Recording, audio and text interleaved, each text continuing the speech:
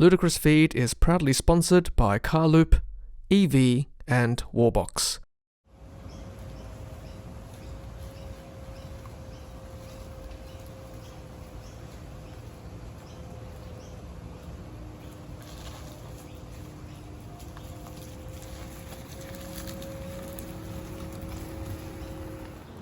Hey everyone, it's Tom here from Ludicrous Feed. Thank you so much for joining us. In this video, I'll be reviewing the Fiat 500e all-electric vehicle, courtesy of Stellantis Australia.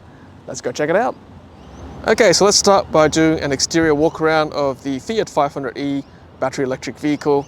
This color is called Ocean Green. It's a lovely looking color. Sometimes it's green, sometimes it's blue, depending on the lighting. So 42 kilowatt hour battery, most likely nickel-based lithium ion. Claiming 311 kilometers of WLTP range, 85 kilowatts of power, 220 newtons meters of torque, allowing it to go from 0 to 100 kilometers an hour in 9 seconds, 150 kilometers an hour top speed, starting at $52,500 MSRP before on roads for this La Prima variant.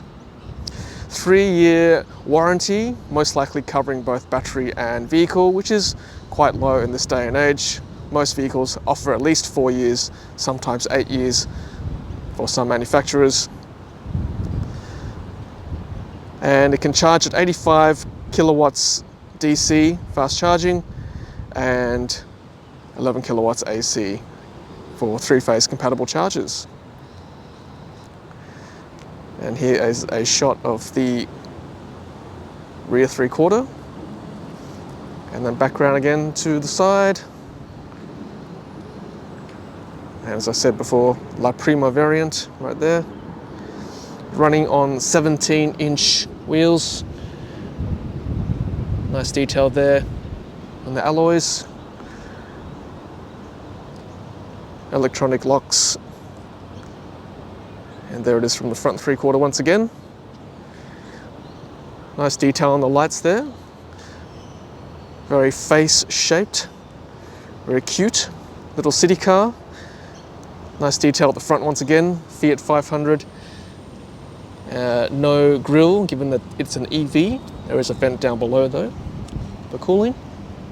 Of course, you don't buy this vehicle for the aerodynamics, but just to point out, this is where the wind would move along the vehicle. Bit of turbulence here from this side indicator. And then obviously wing mirror, that affects it too. Wind comes across here, up the top. A little bit of a lip for the rear spoiler, that's okay. And then a bit of turbulence here for the light as well. So there it is, the Fiat 500e. Let's have a look at the charging port on the side on the right. Of course, being close enough to the back shouldn't affect charging access too much in most DC fast chargers. It might be a problem for Tesla superchargers, given the back left is optimal for Tesla superchargers with their short cable covers for the DC component there, and also AC, DC, AC, protected from the elements, goes that way, and indicator lights to show charging status, pretty self-explanatory. Manual close. Let's start with looking at the boot. So there's a camera there, you can see right there, reversing camera, which is actually pretty good. I'll show you what it looks like later on. It is a manual lift. The button is right here, underneath the Fiat logo. And it's pretty small, as you'd expect. That's my backpack in there, so that's an indicator of how small it is. The seats can fold down to give you more room, of course, with these buttons here. There you go, I'll push that down. And this one down too. You have to move the front seats a bit more forward to give you a bit more room. And this little divider here comes off too, of course, if you need that extra space. And this is a tyre compressor kit too. It comes with the vehicle. And interestingly, it actually comes with a Type 2 cable only.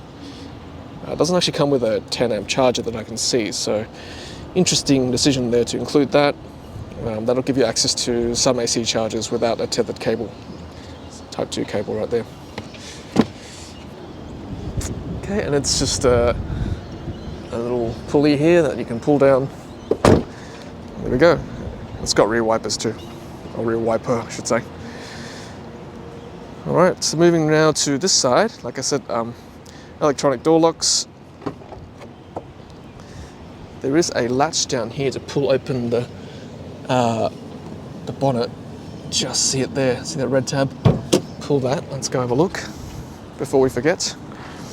Not that exciting, I gotta say. It's no storage for sure. Old school lift. There we go. Just the internal mechanics of the vehicle right there. No storage.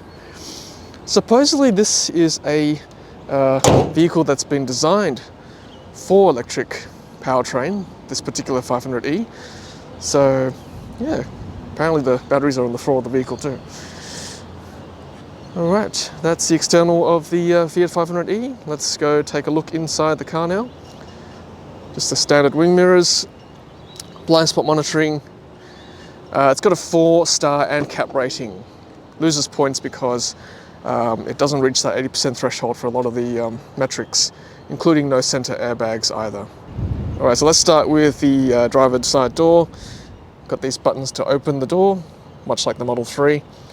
You've got these buttons here for the windows. It's actually just one push or one lift.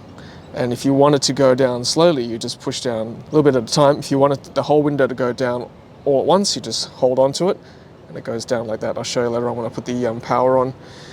And then you've got this latch here to open the door manually.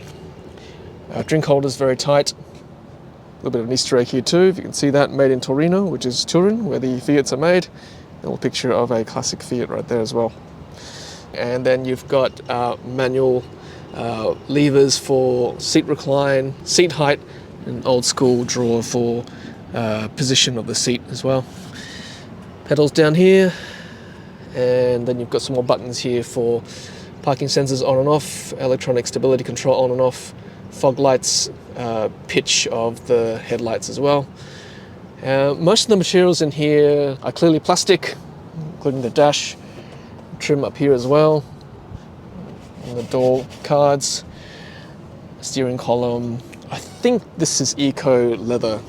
I'm not sure whether it's real leather that's been eco farmed or whether it's vegan leather, hard to tell. Certainly the trim of the seats is from recycled plastic bottles apparently. You've got Fiat all over the seat as well. Nice little bit of detail, and 500e right there. Across here on the front there, that's quite a nice weave. Again, that's probably synthetic, but it's quite a nice bit of detail. Plastic chrome trim there. And let's step into the vehicle, give you some more information about it. Okay, so let's start with the steering wheel. Again, nice detail with the 500e. And then you've got controls on the left, voice activated, phone controls, and then you've got active cruise control with lane keeping or auto steer, and then distance follow. And you've got left-hand indicators right there, and auto lights too. There you go, auto lights. And then you've also got on the right-hand side auto rain sensing wipers, and control for the wipers at the back as well. In the center, you've got a 10.25-inch infotainment screen, as well as a 7-inch instrument cluster. Let's turn the screen on, or vehicle on. The Fiat logo comes up. Okay, so wireless Apple CarPlay, Android Auto. We'll go through the screen in a second, but we'll just keep going now with the buttons in the car. So plenty of buttons along the front here, most of which are for air conditioning. Maybe some of these could have been consolidated. For example, I don't know why they needed an off button, but you've got auto here, AC here, all the different settings for where you want the air to flow, demisters, fan control speed, and then you've got the climate control temperature here as well, hazard lights, lock, unlock. And in the center here is the charging pad. A little Easter egg here, there's the skyline of Turin, where this vehicle is made in Italy. Look at this, gear controls down here as buttons. I'll show you how that is when we're driving later on. But certainly that's the first vehicle I've driven with buttons instead of either a stalk or a gear control knob down here. So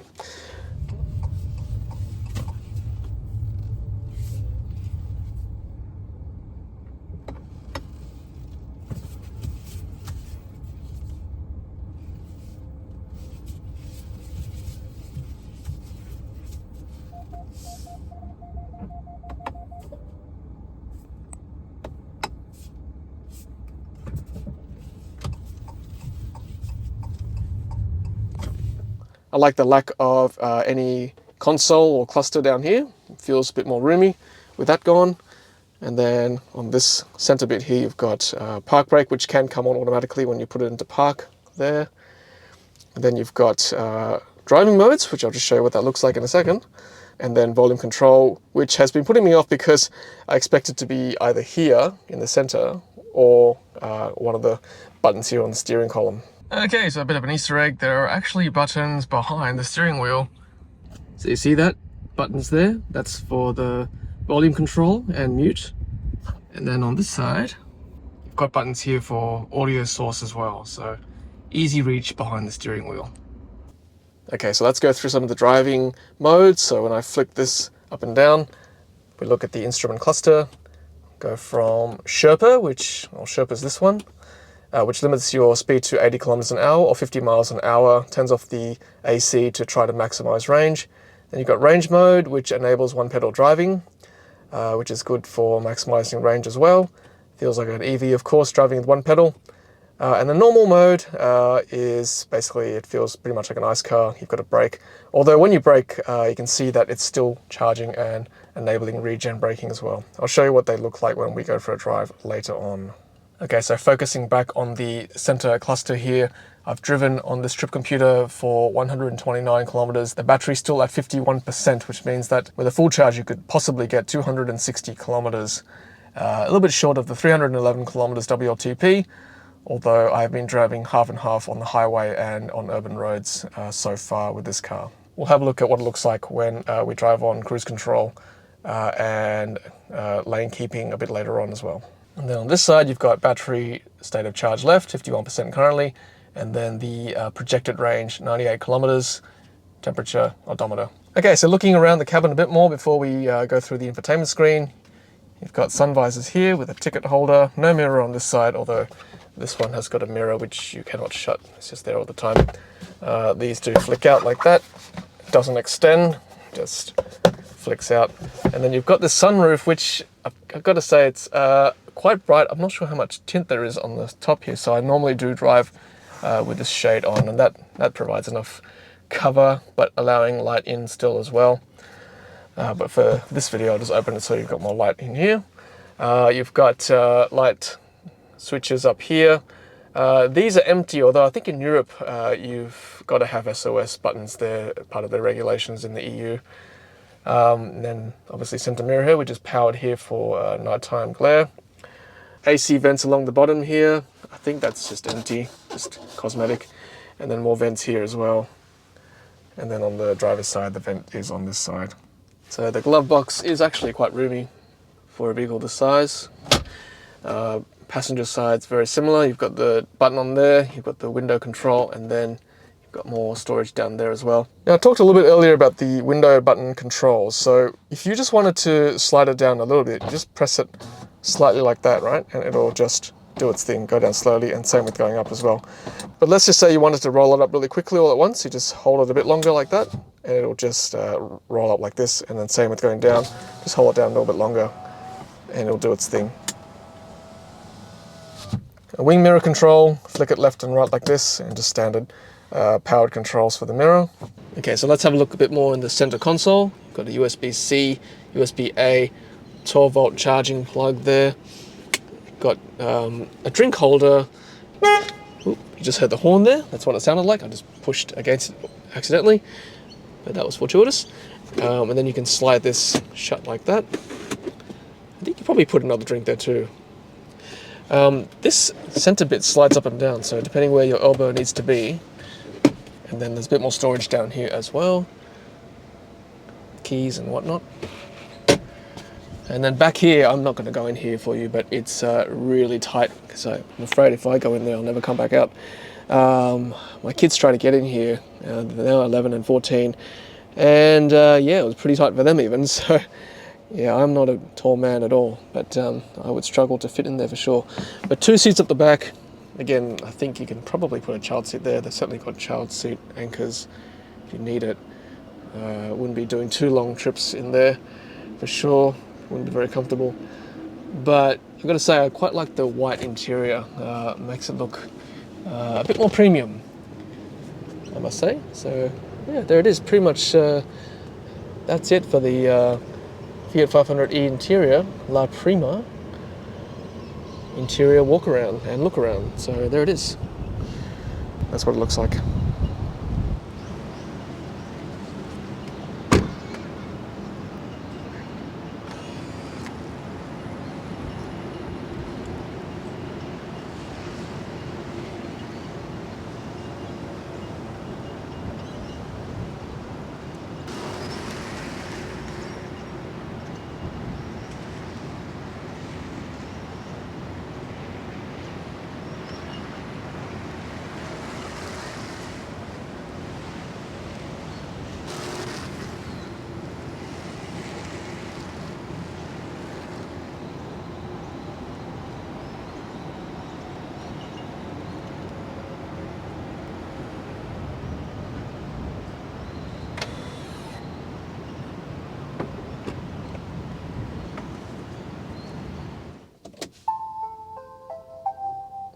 There it is.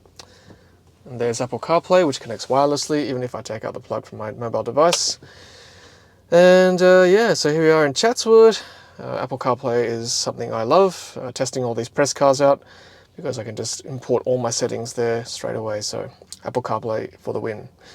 Otherwise, on the main screen of the infotainment system, you've got seat heaters, which you can turn on like that. And same on the passenger side, notifications, temperature, your phone settings, that's me, TG. And then let's have a look at electric vehicle. So they're the favorites you can set in the main screen there. This is the charging setting. Got charge setting as well. Doesn't tell you how fast, but you've got low, 1, 2, 3, 4, 5 levels of charging.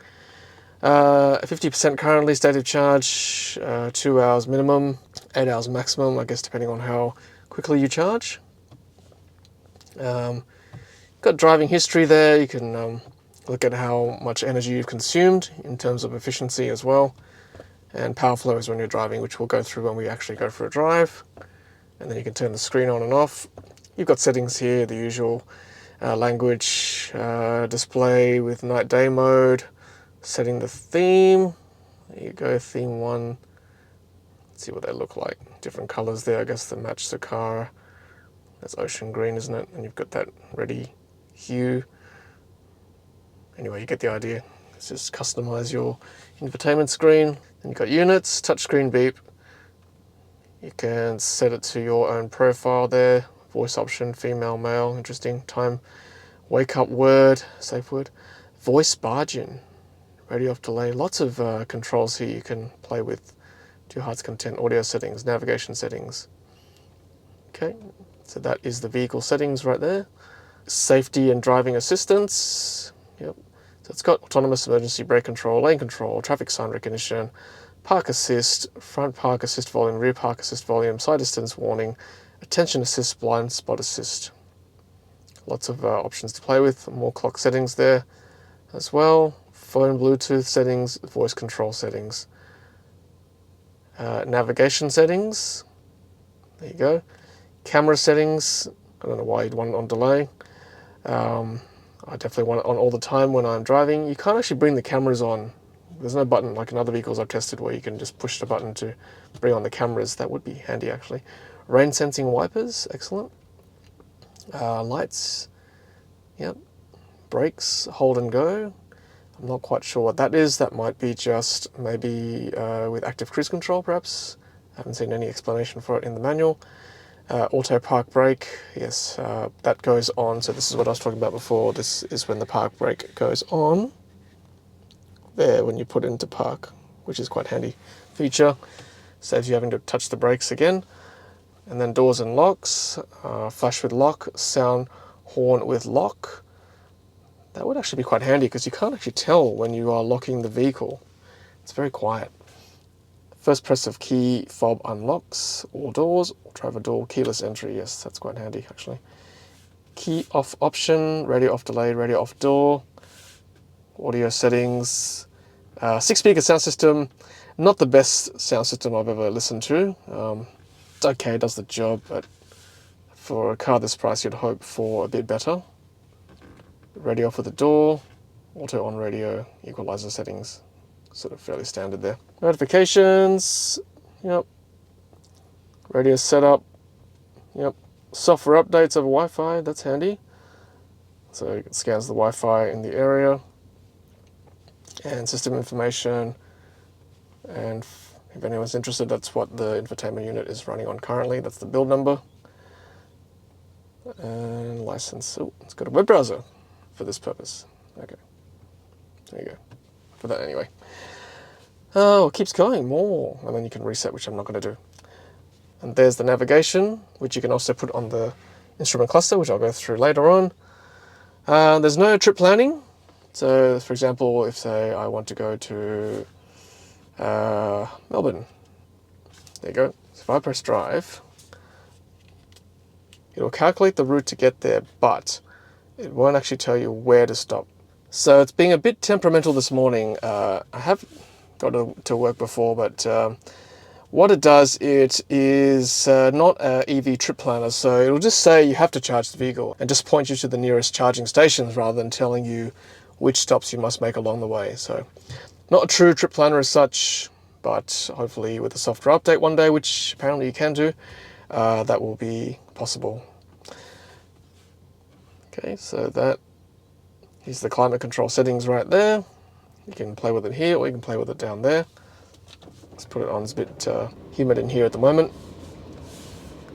And then that is the sources of media, Apple CarPlay, radio, etc. So that's what you can choose from right there. That's pretty much the infotainment system for the Fiat 500e. Let's have a look at the instrument cluster. So we've kind of gone through the trip planning using the steering column buttons. You can have a look at the different options there.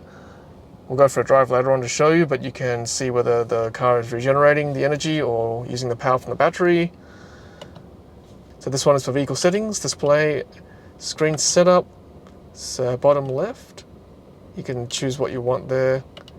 So that's quite customizable. And the center you can choose as well. That's quite handy.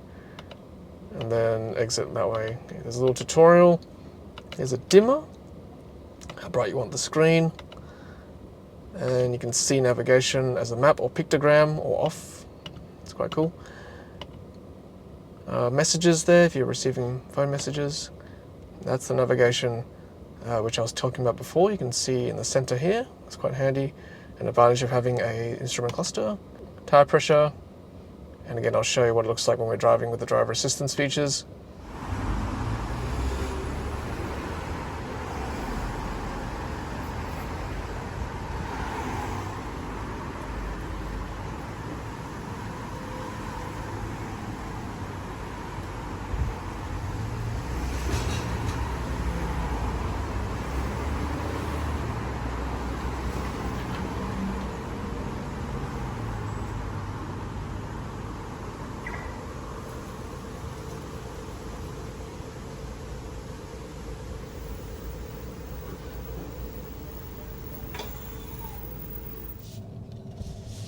Hey everyone, so we're just around some of the narrower streets of Sydney.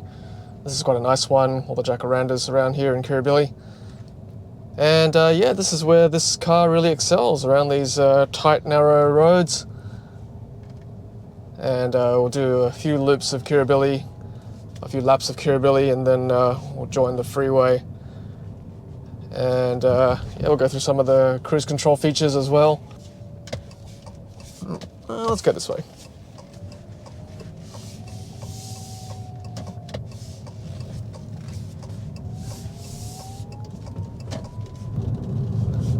So I've currently got it on full range mode, so we've got the one pedal driving, and I'll switch it over to drive mode shortly as well, just so you get an experience of that.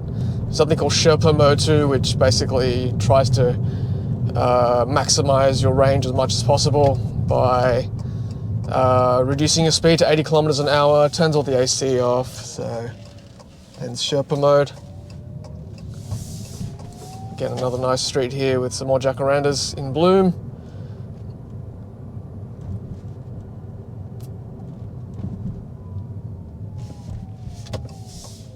Okay, another narrow street down here. Lovely time of year.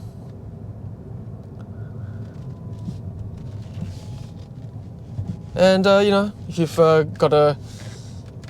you need to park on one of these streets, so having a car like this is certainly very beneficial. It's got low pedestrian sound too, so that person heard us because we were traveling at pretty low speed. Let's turn right here.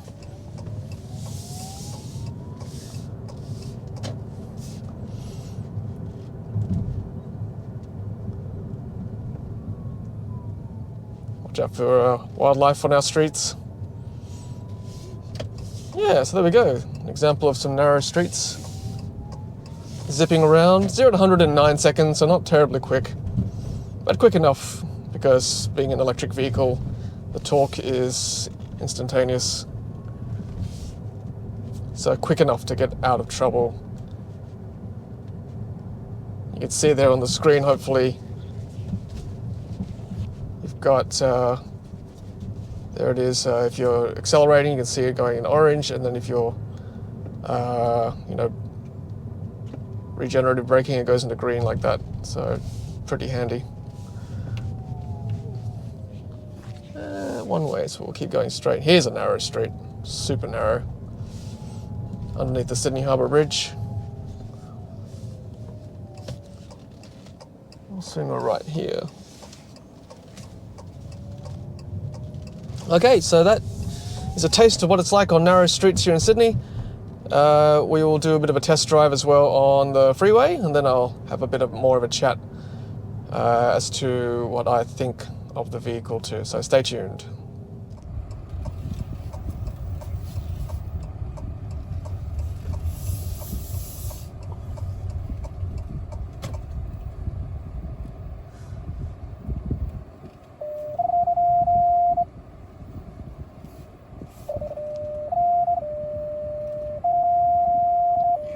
Pretty tight.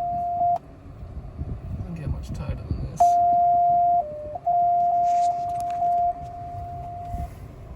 Sensors are going nuts.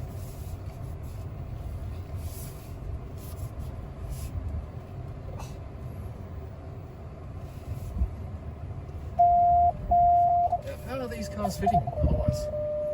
I don't know.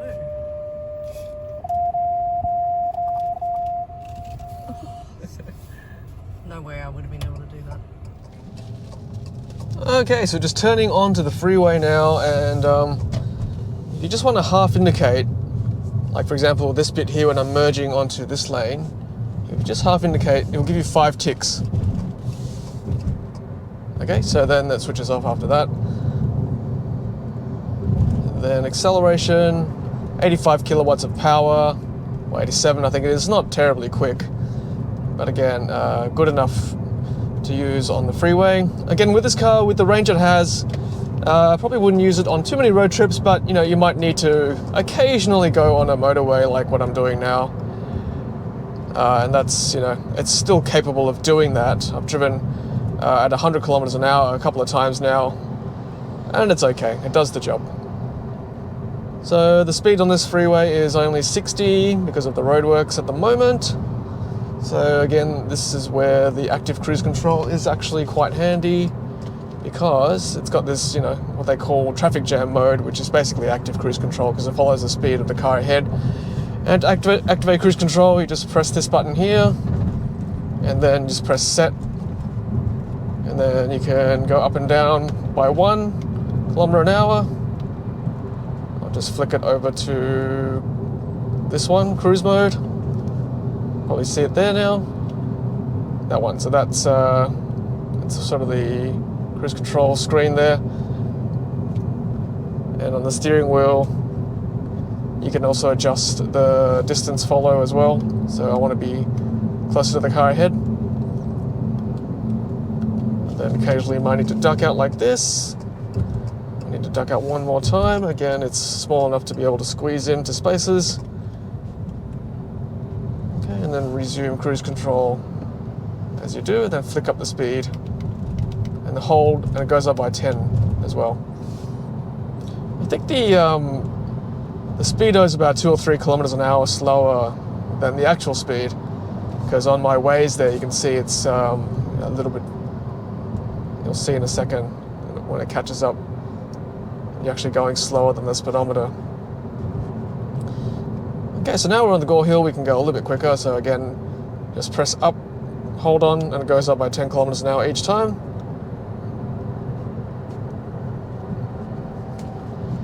Okay, so it's pretty responsive. That car cut ahead of me there to change lanes, and the car slowed down reasonably well. Okay, so that's cool. And electric vehicles currently still can use the transit lane as well in New South Wales, which is great. Since we're in an EV, we can use this lane, no problem.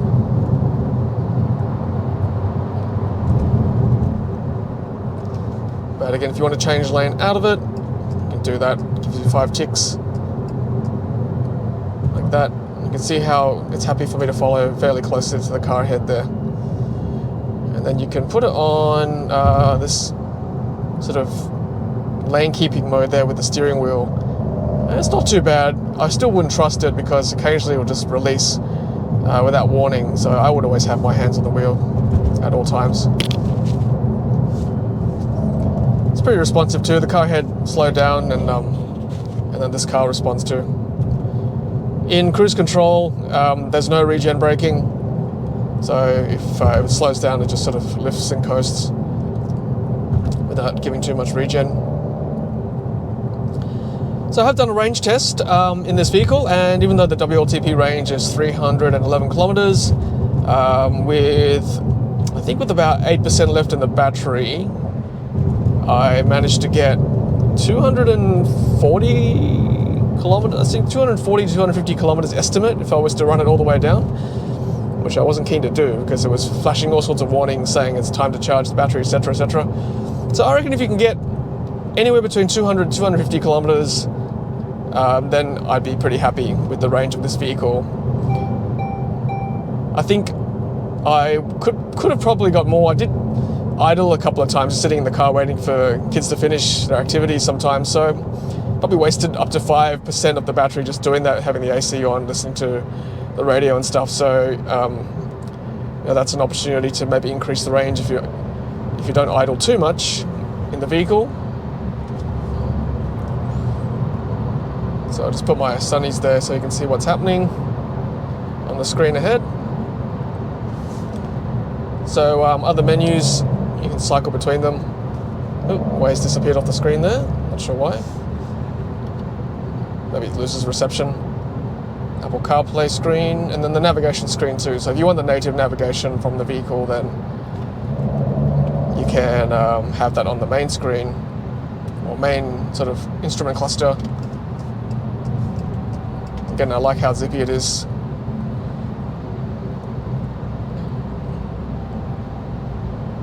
And then once you're happy, switch back the 5 tick tocks. And then we can resume cruise control. Back to set, 80 kilometers an hour, which, as I said, it's 3 kilometers an hour slower than the actual speed. Again, in the tunnel, the GPS is not sure where I am on the Waze screen there.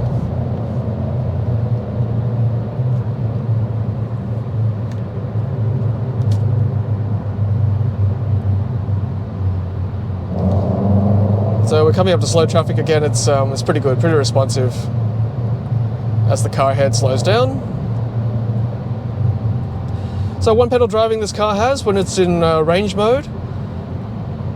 Gotta say, one pedal driving, I don't know, what do you guys think of one pedal driving? I mean, I've been using one pedal driving in my Tesla for a while too. It's okay, like, Tesla, I must say, is pretty good. It's not too harsh.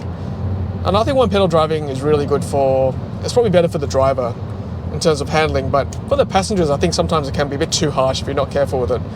The braking can be too rough, whereas if you're using the physical brake, sometimes you can control the vehicle better. It's a smoother ride for them.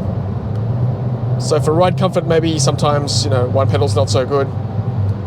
This car particularly is quite harsh. I've got a sloping driveway, and I've actually got to turn off one pedal and go back to normal driving mode because I'm trying to titrate how much I'm going down my driveway, and it just brakes too hard. Like, it's like stop, and I've got to start it again. Then it stops again as I'm letting go. So I just put it back to normal mode to gently guide my car down the driveway into my garage. So no, not all one pedal driving is created equal. And I know that if I'm pressing the physical brake, it's still regenning anyway, so I'm not losing too much by not having the one pedal on. So just a little note there. Also, over the last 24 hours, we've had quite a bit of rain in Sydney, and the rain sensing wipers have been working pretty well. Particularly if you've got it on the intermittent mode. If you've got it on the constant mode, it'll just keep going. But I think that's rain sensing mode works well on the intermittent setting. It detects the rain pretty well. The rain has stopped, so I can't demonstrate it too much. If it does start again, then you know what I'm saying. And we're back in daylight, and the GPS knows where I am.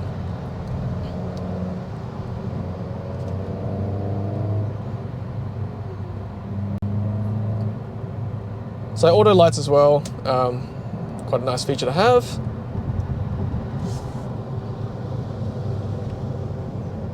And what else can I show you? So back to this one. Again, on the freeway, I'm going to increase my speed. Hold it by, there you go, 110, too much. So 100. There we are. And the auto night day mode is pretty responsive to pretty quick switching between them. See that?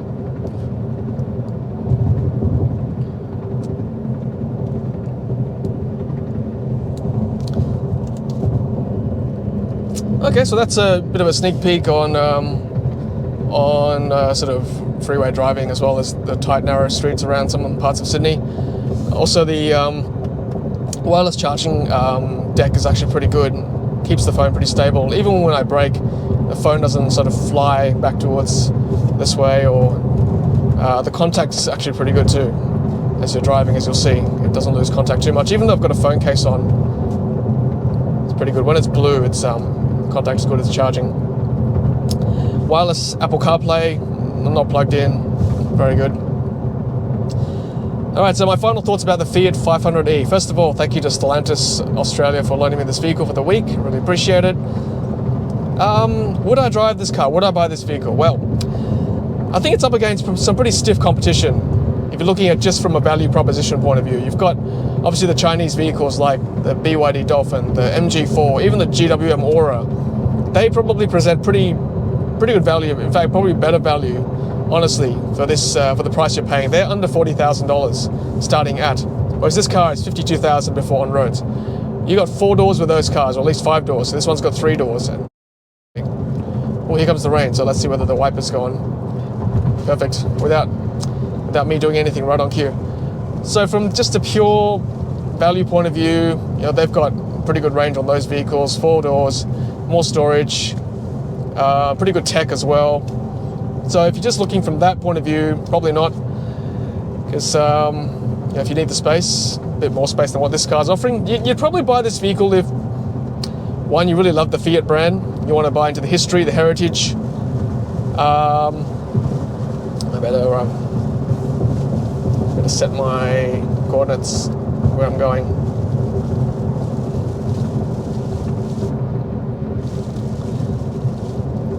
And if you, say, for example, live in the inner city and you really need to maneuver around those tight streets, you need to find off-street parking readily. There are some very narrow parking spots around town, so this is where this car is really handy, and you really want to go electric, then certainly this is something you want to consider. The tech's not bad, the range isn't bad, efficiency is okay, and you know, there's some nice features like wireless charging, Apple CarPlay, Android Auto, it's wireless, rain sensing wipers. The one thing that does concern me is the 3-year warranty. Now, why would a vehicle, an EV this day and age, have only 3-year warranty when most are offering 7 to 8 year battery and powertrain warranty? You know, that's when I'd be really concerned if my battery degradation was too much. There's also no LFP from what I can see. It's NM nickel-based battery chemistry as well. So that's something I'd be really considering. If it's only a 3-year warranty, I'd be really worried about the resale value. For me personally, my stage of life, you know, I've got kids I need to ferry around, occasionally need the space. I live in the suburbs, I do go on the freeway a bit, so probably not for me. I do need that extra bit of range. I do need the speed. I do need the acceleration. 9 seconds is probably a little bit too slow for this kind of price you're paying for this size of vehicle. If you need that extra speed acceleration, then maybe the Abarth might be something you want to look at. That's I think that's about 5 or 6 seconds, 0 to 100 kilometers an hour. So yeah, another option there from the performance arm of Fiat. But otherwise, for 50 grand, it's not a terrible amount of money. You know, you're buying a very cute-looking car. It's it's designed very well, and it's an EV, right? So EV is an EV. If you really want to go electric, you want the Fiat brand. You live in the inner city. You have tight parking spots to get into. You don't care about the range too much. You don't need the storage space. You just want to zip around town every now and then this might be the car for you. So go check it out. Otherwise, yeah, thanks so much for watching, everyone. This is the Fiat 500e from Stellantis. If you've got any other questions or comments about the car itself, drop me a question or comment below. Otherwise, thanks so much for watching. Until the next Ludicrous feed video, happy charging, everyone.